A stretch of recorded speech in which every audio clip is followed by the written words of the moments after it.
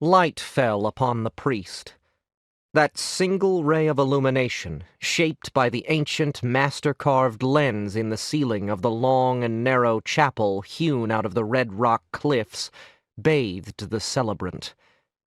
His green tunic and trousers, trimmed in purple, shimmered. So did the alabaster makeup that covered his face. The blue-silver threads in the black, short-haired wig picked up the light, creating a halo around his face. The black boots, with inset lifts, reflected light as if they too were burnished mirrors. A long chord echoed through the temple, but the priest did not speak until all was silent. "When our forebears turned their backs on the true duarchy, then the one who is turned away, and let the cataclysm fall upon Chorus."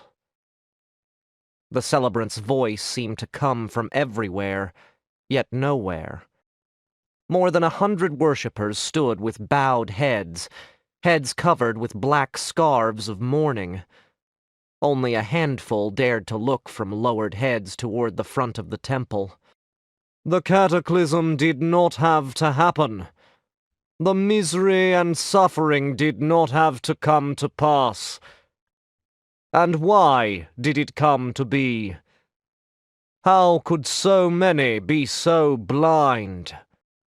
The only response to his questions was silence. "The duarchy of Chorus bestowed peace and prosperity upon all the world, for generation upon generation. Never was there so fair a realm, so just a world. Never were so blessed the peoples of a world.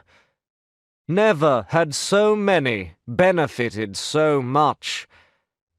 And then, in an instant, it all vanished." In the next-to-last line of worshippers stood a dark-haired figure in gray. He was a head taller than those around him, and his face paler. The weave of the wool of his traveling cloak was somewhat finer.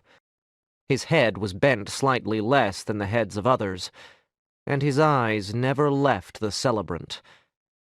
The faintest hint of an amused smile appeared from time to time at the corners of his thin lips.